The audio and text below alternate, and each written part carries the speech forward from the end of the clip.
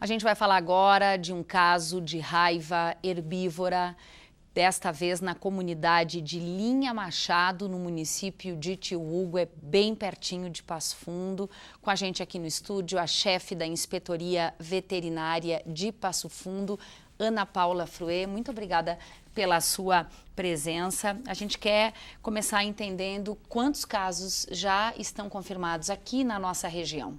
Sim, na região nós temos um foco, né, na região de Soledade, na regional de Soledade, são 4 focos até hoje, né, e incluindo esse foco que você citou na cidade de Tio Hugo, né. A cidade de Tio Hugo, ela ainda faz parte da região de Soledade, mas como foi bem citado, é a cidade extremamente próxima de Passo Fundo, de Ernestina, que já faz parte da regional de Passo Fundo.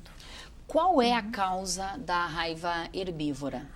A raiva herbívora, ela é causada por um vírus, lissavírus, mas o principal ponto que a gente tem que focar é que esse vírus, ele está no ambiente, né, está nos animais, e o principal transmissor da raiva, então, seria o morcego.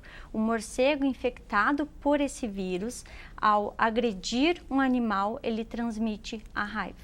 Há um tipo de morcego específico que faz essa transmissão, certo? Sim, existe. É o morcego hematófago, então a gente tem uma variedade de morcegos no ambiente e especificamente esse morcego hematófago que se alimenta de sangue, ele pode agredir todos os mamíferos, né? E nesse momento, então, ele transmite o vírus. É preciso fazer um alerta para a população da cidade, por exemplo, e também do meio rural, caso encontre algum morcego. Não necessariamente esse morcego, que pode ser encontrado eventualmente em casa, é o transmissor da raiva. Isso, é. Primeiro ponto que a gente tem que focar é que a raiva, ela é uma zoonose. Portanto, a raiva de um animal pode ser transmitido para a pessoa. Então, as pessoas não podem tentar capturar o morcego, porque nesse momento da captura, o morcego pode agredir a pessoa e transmitir a raiva para a pessoa. Então, de maneira alguma, as pessoas devem capturar, tentar reduzir a população de morcego, seja na sua casa, seja no meio rural. Qual é a orientação nesse sentido ao identificar um morcego, seja no meio rural ou na área urbana?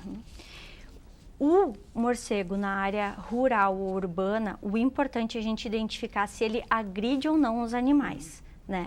Então, por exemplo, se existe uma grande população em uma casa na área urbana, bom, daí é um problema de saúde pública, né? É um problema que tem que ser tratado com a vigilância sanitária, né, do município. Mas se existe agressão, né, se a gente consegue identificar lesões nos animais, daí é outra situação, porque nós temos a indicação de que quem está ali é o morcego hematófago.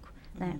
Então, a nossa indicação, a indicação da inspetoria é que sempre que houver agressão, o produtor rural deve vir até a inspetoria para notificar essa agressão. Esta zoonose, como você falou, que pode atingir animais e também humanos, tem tratamento?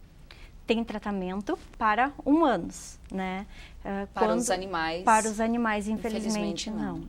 A raiva, ela tem uma letalidade elevadíssima, ou seja, o animal acometido, ele morrerá, né? Então, não existe tratamento para isso. Mas existe maneira de controlar e existe maneira de prevenir.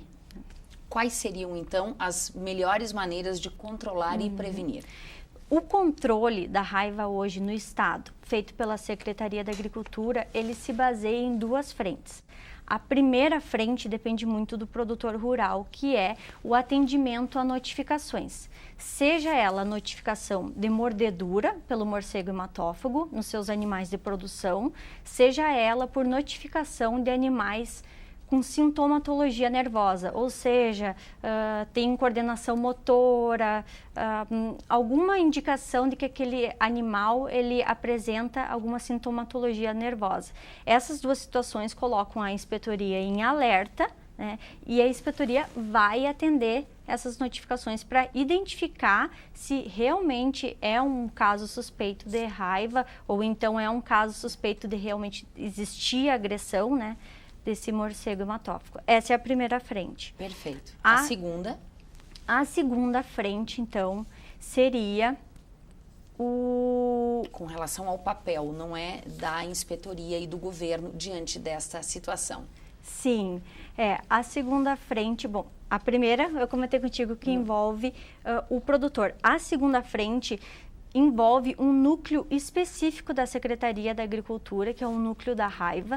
Esse núcleo da raiva, ele faz um controle periódico dos abrigos onde a existência, a habitat desses morcegos hematófagos. Então, o estado inteiro, ele é controlado por esse núcleo, então ele rastreia, por exemplo, aqui em Passo Fundo, na propriedade tal, se sabe que existe um refúgio de morcego na propriedade e anualmente ou com uma frequência, dependendo da necessidade, esses núcleos vão até lá para fazer um controle dessa população de morcegos. Ana Paula, só para a gente encerrar aqui muito rapidamente, a orientação nesse momento para os produtores é ficarem atentos ao comportamento dos animais. Isso, nós temos duas orientações importantíssimas para repassar para os produtores, né?